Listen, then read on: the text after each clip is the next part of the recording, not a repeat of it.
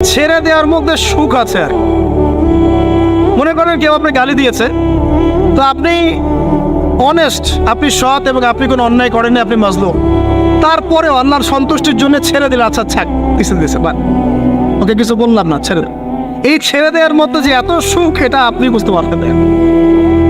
এই সুখটা উপলব্ধি করেছেন স্বয়ং রাসূল সাল্লাল্লাহু আলাইহি ওয়াসাল্লাম। মক্কা বিজয়ের দিন ওই যে বহু মানুষ এসে কি বলেছিল, ভয়ে কাঁপছে যে রাসূল সাল্লাল্লাহু আলাইহি ওয়াসাল্লাম তাদেরকে আবার মৃত্যুদণ্ড দেন কিনা, আছে না? আল্লাহ নবী বললেন যে লা তাসরিবা আলাইকুমুল ইয়াউমা, তোমাদের উপর আজকে আমার কোনো অভিযোগ নাই, ওয়া আনতুমুত তুলাকা, তোমরা মুক্ত, যাও, ছেড়ে দিল। এটা শান্তি। ইউসুফ আলাইহিস সালামের ভাইরা কুয়াতে ফেলে দিয়েছিল না, সেখান থেকে মিশরের বাজারে, সেখান থেকে রাজপ্রাসাদে, সেখান থেকে জেলখানায়, জেলখানা থেকে রাষ্ট্র ক্ষমতায়। কি লাইফ ট্র্যাজেডি, লাইফের ট্র্যাজেডি দেখেছেন? এখন ইউসুফ আলাইহিস সালাম যখন শেষে ভাইদেরকে চিনলেন, তিনি কি ভাইদের প্রতি প্রতিশোধ নিয়েছেন? বলেছেন যাও, মাফ করে দিলাম, ছেড়ে। এটাই শান্তি। আল্লাহর জন্য ত্যাগের মহিমার মধ্যে শান্তি আছে। আল্লাহ পাক আমাদেরকে ত্যাগ করার তৌফিক দান। তাই বলে সব জায়গায় আবার ত্যাগ করা যাবে না, এটাও মাথায় রাখতে হবে। বুঝতে পারছেন না কথা বলে? মনে করেন যে আপনার পরিবারে আপনার বোনকে কেউ টিস করেছে, না বুঝতে পারি, ছেড়ে দিব? যা বাবা তুই টিস করেছিস, যা দিলাম, ছেড়ে দেখো। মনে করেন যে কারো সমাজের মধ্যে কাউকে ধর্ষণ করা হচ্ছে, না বুঝতে পারি না, আর আমরা বলবো যে যাক মানবতা দেখালাম, ছেড়ে দিলাম, ইসলাম তো মানবতা ধর্ম, যাও ছেড়ে দিলাম, বললাম হবে? সব জায়গায় ইসলাম মানবতা শেখায় নাই, কারণ কোনো জায়গায় মানবতা না শেখানোটাই ফরজ। একজন চোরের উপর আপনি কি মানবতা দেখাবেন? একজন ধর্ষকের উপর আপনি কি মানবতা দেখাবেন যে আরো ধর্ষণ কর বাবা, যা, উৎসাহ দিবেন? একজন খুনি, আপনি কি তাকে মানবতা দেখাবেন? তা ফাঁসি দিবেন? তো এই যে কিছু মানুষ এখন বলে ইসলাম মানে শান্তি, আর শান্তি মানে শান্তির সুবাতাস, বুঝছেন? ওরা ওই যে ইসলাম থেকে বদর, উহুদ, খন্দক, খায়বার সব কাট করে ফেলছেন। এগুলো ইসলামে নাই। ইসলামে শুধু আছে সালাম, সালাম, আফসোস সালাম, খালি সালাম দিবা আর তোমরা কি করবো, খাবার খাওয়াবা, ব্যাস। আর ইসলামের যে আরো বড় বড় বিধানগুলো আছে, এগুলো পাশ কাটিয়ে এড়িয়ে যাবে। ইসলাম তো শান্তির ধর্ম। আর বাবা শান্তি মানে কি? শান্তি মানে আল্লাহর বিধানগুলো মেনে নিয়ে আল্লাহর সামনে আত্মসমর্পণের মধ্য দিয়ে শান্তি অর্জন কর।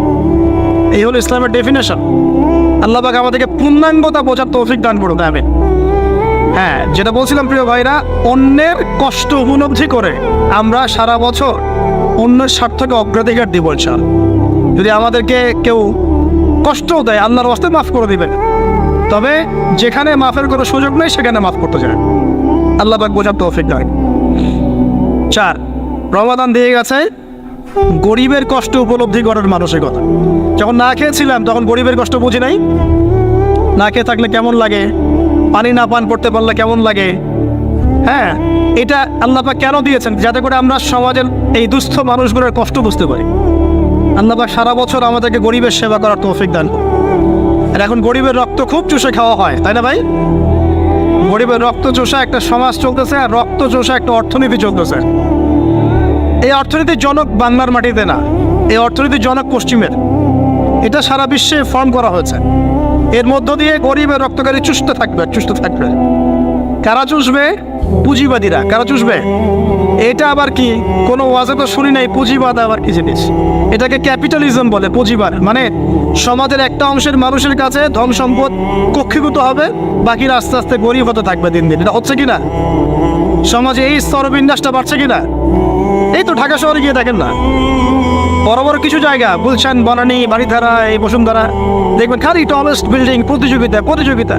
আর একটা বড় অংশ দেখবেন খালি বস্তি আর বস্তি। এই যে দেখছেন তারতম্য, দেখছেন? এটা সারা বিশ্বে হচ্ছে সুদের কারণে। কিসের কারণে ভাই?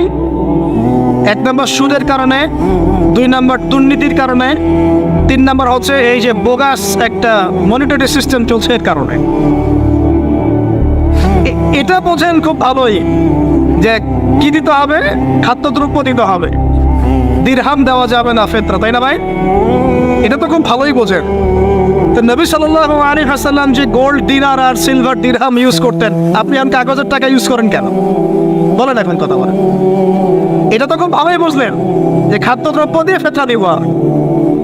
খাদ্য দিয়েছেন নবী, খাদ্যই দিব। চাল দিয়েছেন চাল, খেজুর, কিসমিস। তাহলে নবী তো দিনার আর দিরহাম ইউজ করেছেন, তা আপনি এখন কাগজের টাকা ইউজ করেন কেন? আমি যে 5-10 বছর আগে বলছিলাম যে এই সিস্টেমটার মতো সমস্যা আছে, তখন তো খারেজি মানলেন ফতোয়া, তখন তো খারেজি মানলেন ফতোয়া। এখন এতটুকু বুদ্ধিমত্তা আছে না? দিনার দিরহাম এটাই ইসলামিক কারেন্সি, এটাই ইসলামিক কারেন্সি। আমরা যেগুলো চালাচ্ছি এগুলো ইসলামিক কারেন্সি নয়, কিন্তু পুরো বৈশ্বিক প্রেক্ষাপটে আমরা মানতে বাধ্য হচ্ছি। ইসলামিক খেলাফতই ইসলামিক পলিটিক্যাল ভিউ, কিন্তু সারা বিশ্বে খেলাফত নাই, আমরা মানতে বাধ্য হচ্ছি। ডেমোক্রেসি, সেকুলারিজম মানতে বাধ্য হচ্ছি, এটা বাধ্য হয়ে আমরা করছি। কিন্তু তাই বলে তো ইসলামিক জিনিস আর অন ইসলামিক জিনিস একাকার হয়ে যায় নাই, হয়ে গেছে। পর্দা, শরিয়া পর্দা পুরো উপর থেকে প্রতিষ্ঠা নাই, অনেকেই বেপর্দায় চলছে। আমরা তো বেপর্দা সমাজে চলতে বাধ্য হচ্ছে, হচ্ছে না? হচ্ছে কি না? এটা বাধ্য হয়ে আমরা করছি, কিন্তু কেউ কি মেনে নিয়েছে এটা? এই ইন্টেলেকচুয়াল ল্যাকিংসের কারণেই তো আজকে এই অবস্থা। প্রিয় ভাইয়েরা, বোঝার চেষ্টা করেন গভীর থেকে। রমাদান মাস গরিবের কষ্ট উপলব্ধির মাস ছিল। আল্লাহ পাক আমাদের সবাইকে গরিবের কষ্ট বোঝার তৌফিক দান করুন। আর আল্লাহর ওয়াস্তে চেষ্টা করবেন গরিব মানুষের খাওয়ানোর, এতিমের দায়িত্ব নেওয়ার। প্রত্যেকটা এলাকায় এলাকায় এতিমখানা গড়ে তোলেন, এতিমদেরকে ফ্রি পড়াশোনার ব্যবস্থা করেন, তাদেরকে কোরআন শেখান, তাদের পিছনে টাকা ইনভেস্ট করেন, তাদের মাথায় হাত বোলান। আল্লাহ রহম করবে ইনশাআল্লাহ, আল্লাহ তৌফিক দান করে দেবেন। এরপরে রমজান শিখিয়ে গেছে আমাদেরকে 5 নাম্বার। বেশি লম্বা করবো না, আমি আপনাদেরকে বিরক্ত করতে যাচ্ছি না, আমি 10টা পয়েন্ট বলছি। 5 নাম্বারটা দেখুন, এটা মনোযোগ দেন, এটা খুব ইম্পর্টেন্ট। রমজান দিয়ে গেছে কোরআন। রমজান কি দিয়ে গেছে ভাই? এটাই তো সবচেয়ে বড় কথা নাকি? রমজানের সবচেয়ে বড় কথা কি? এই মাসে কি হয়েছে? কোরআন নাজিল হয়েছে। তো রমজান মাস চলে গেছে, আমরা কি কোরআনটাকে এখন বন্ধ করে রেখে দিব ভাই? রমাদান মাসে কারা কারা কোরআন খতম করেছেন হাত তোলেন দেখি। সুবহানাল্লাহ, মাত্রই কয়জন? রমাদান মাসে কোরআন খতম করেছেন কারা কারা? অন্তত একবার। আল্লাহু আকবার। আল্লাহ আমাদেরকে মাফ করুন না, আমিন। আল্লাহ আমাদেরকে মাফ করুন। আমি খুবই হতাশ হলাম। রমাদান মাসে কোরআন অন্তত একটা বার তো খতম করা উচিত ছিল নাকি ভাই? আচ্ছা, রমজানের সম রাখেন কেন জানেন?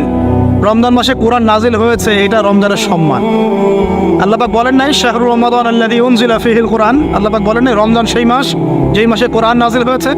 ইন্না আনজালনাহু ফী লাইলাতিল কদর, কদরের রাতে আমি কোরআন নাজিল করেছি। তাহলে রমাদান মাসে কোরআন পেয়েও যারা কোরআন পড়লো না, বুঝলো না, খতম করলো না, আমি তাদের জন্য আফসোস ছাড়া কিচ্ছু করতে পারছি না। আচ্ছা যাই হোক, যা করেছেন করেছেন, তওবা করা যাবে তো ইনশাআল্লাহ? আমার সাথে বলেন আস্তাগফিরুল্লাহ আল্লাযী লা ইলাহা ইল্লা হুয়াল হাইয়ুল কাইয়্যুম ওয়া আতুবু ইলাইহি।